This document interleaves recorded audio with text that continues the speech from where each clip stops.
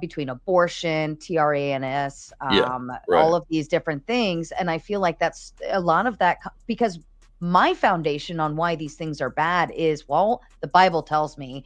I go to church, and this is something I believe in, and I can't say that any of this is okay, and I'm not agreeable to it, but my foundation comes from growing up in the church.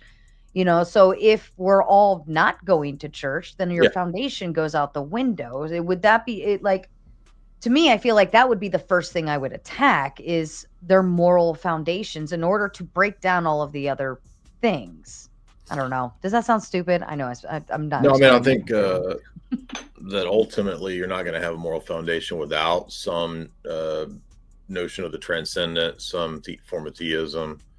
And if the society loses that, it goes down pretty fast. So we've seen with all the, atheist societies that have been tested out, experimented with, Bolsheviks and so forth, it doesn't last very long. I mean, like when the Bolsheviks took over Russia, it was so bad that Stalin had to start bringing back things like marriage, Skittles, like getting rid of the Skittle stuff, because the whole society was being destroyed. You had a whole generation of guys that were born out of open relationships. They didn't have moms or didn't have consistent fathers. They were, products of free love. They were all just criminals. So literally Russia was collapsing. And that's part of what prompted Stalin, who's not a good guy, but just for the practical reasons of the society just falling apart, putting back in some of these moral strictures. So even atheist Soviet communists can recognize that total free love and all this craziness society can't function that way. So yeah, you have to move back in that direction. I think most Christianity is compromised and corrupted. Except for Orthodox Christianity. I like that. Flow State, welcome. What's up? Doesn't everybody think that about their denomination, though? I guess, but what would that have to do with whether it's true or false? Why would anybody? So the saying that religion or a deistic belief is necessary for morality seems to imply that there is no pragmatic reason for morality aside from appeasing God. Pragmatism, I mean, doesn't get you to justification. So what do you mean? So I make the arguments from a logical perspective, philosophical perspective. So if I talk about justifying one's moral claims or one's worldview, I mean it in a philosophical sense, giving an epistemic justification for that belief. So pragmatism doesn't get you to epistemic justification. But it would get you moral behavior, right? If we're a social animal and it's a better survival strategy for me to treat you well than to fight you, we still end up at moral behavior, more or less. The broad strokes are the same. Yeah, but what does it mean to treat somebody well? I mean, it's a sort of a vague, broad scope there. Sure. I think that negative rights is where we could draw the line, right? Because nobody can agree on what we do want done to us, but we all know that everybody can agree that we don't want our free will violated. We don't want to be coerced. Not everybody believes that. Not everybody agrees with that. And why should we think that something should be held to because everyone agrees to it? So by definition, everybody would agree to it. What? By definition, everybody would agree to it because the minute you do want your free will violated, your free will is no longer being violated. Plenty of people who are masochistic, who are psycho, who do not care about their own will or other people's wills. They care about their own will. Some people like to undergo pain and punishment is what I'm saying. Right. Some people are psychotic. Right. I didn't say harm. I said free will. If you enjoy pain, then receiving pain would still be aligned with your free will. It'd be voluntary. I'm saying that there are people who don't have any concern for the non-aggression principle, and there's no such thing as a non-aggression principle without any kind of transcendent basis.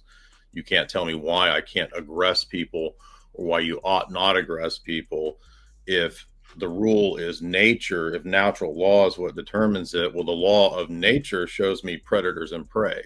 Why can I not aggress and violate the NAP? Well, you can. I would say that I don't even think we need a higher ought claim. We can look at cooperation as a survival strategy, and it will inevitably produce the same who cares results. about surviving? Why should I care about you or anyone else surviving? You don't need to. You can care about only yourself surviving. Well, then that refutes what you just said. No, it doesn't. It'd be in my best interest to cooperate with you. Don't you agree that cooperation is You're more? not even getting. I'm talking about. You said there's no such thing. There's no need for oughts. If that's the case, then we ought not follow the NAP, right? Okay, let me. How do you deal with the fact that you lost almost $300? So one day this guy has my phone, looks at me and says, hold up. Rephrase that. Ought we follow your position that there's no oughts? You can do whatever you want. Okay, so then you're not making an argument. So it's relative. By ought, I meant there's no need for a higher God, transcendental ought. Okay, ought we believe that? You ought to believe whatever you want. So then you're not making an argument. I was making an argument. If I ought not believe it, you're not making an argument. Arguments. Okay, so you would say I ought to believe what you say because God or something? Like, how does that dial back? No, that's why I was talking about epistemic justification. Can we take the next caller? Nobody else popped up. I missed the basis of the conversation, so I don't know where that was going or where that came from. Yeah, so I don't know. Take the next one. If anybody else wants to pop on, it is the link is pinned, you guys, if you have questions or whatever. Yeah, he's probably bored out of his mind. So Flo, you were going down the route of free will. At least that's what I came across. Jay's body language screams he doesn't want to talk about where I was going with it anymore. So I'll wait for the next one. Because you were making bad arguments. Just because you don't like them doesn't mean they're bad. No, they're logically bad arguments. They're not valid arguments. Awkward. So how about them aliens?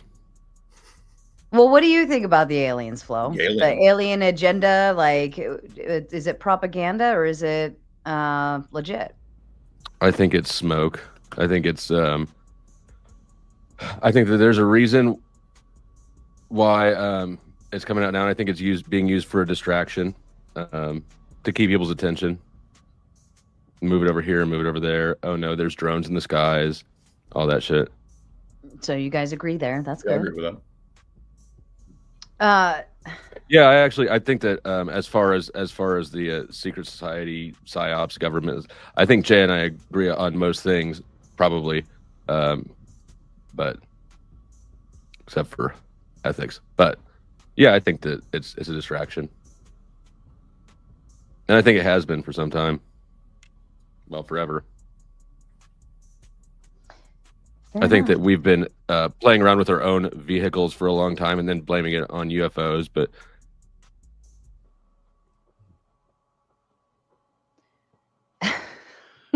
you guys, you did this. You did this, Flo. I didn't do this. Maybe I did this. It's all your fault. I'm sorry, Jay, for doing this. I mean, I just treat it. I go straight up with the arguments. So if there's a good argument, I'll agree with you. I agree with you about the psyops. What you're talking about with ethics is complete just nonsense. It was just a bunch of gibberish and made no sense. So it's not personal, just straight up nonsense. Do you want to re-engage it or not? Now we can talk about aliens. Sarah, this your show. What do you want to do? You guys, it's open panel. You guys do whatever you want. Is this your show? I'm confused. Well, open panel. Open panel does allow. I open discussions in all different directions. I'm very much into that. I never hold anybody to like, no, we're staying on this topic.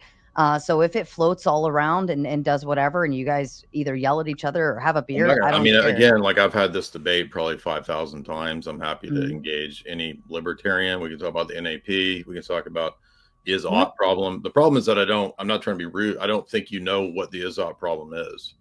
So I'm not even going to be able to have a fruitful conversation on that if you're not even aware of that stuff. So I have to restrain myself because people are just, because I'm too. What is the is-op problem? You apparently want to have this conversation because you're sitting there talking shit about what I do or don't know. What is the is-op problem, big brains? Well, I mean, you're the one that said there's no oughts, so that tells me that you don't. I don't understand what the is-op problem is, obviously. Why don't you explain it to me?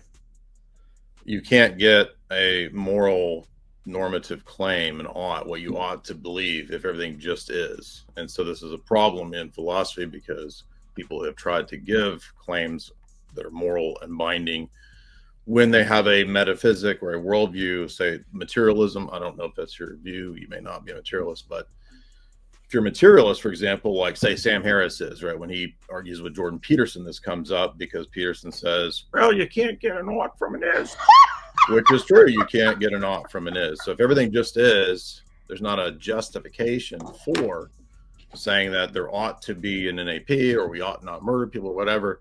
It's just an assertion with no justification. Couldn't the justification be that we are subjective beings speaking from our own perspective?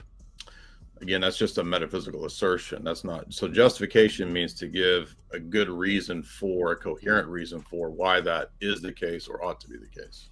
So it's an epistemic claim. So would an ought because of God be a default to authority in a way?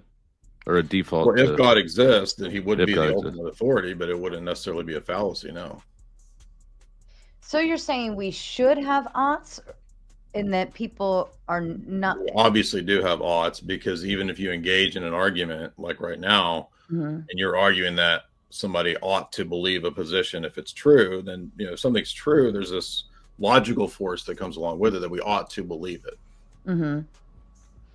But what is with the is? Are you saying, well, I ought to do this, but this is what's actually going on, and you're like, no, I'm saying that if you take an example of a materialist worldview, that everything that exists is just matter, as an example, then there's no way to get from that kind of a world to it ought to be this way. You ought not kill people.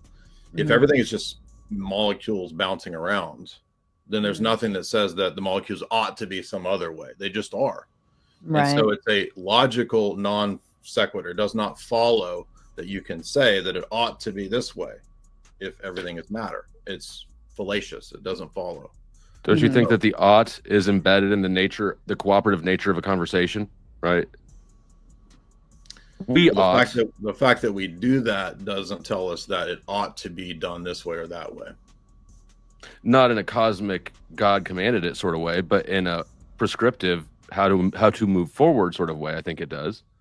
But it's just begging the question, because how do we know that we're moving forward? That requires some kind of benchmark or standard for that value judgment. So it's missing the point. Hey, 10th man. What's up, girl? I'm sober tonight.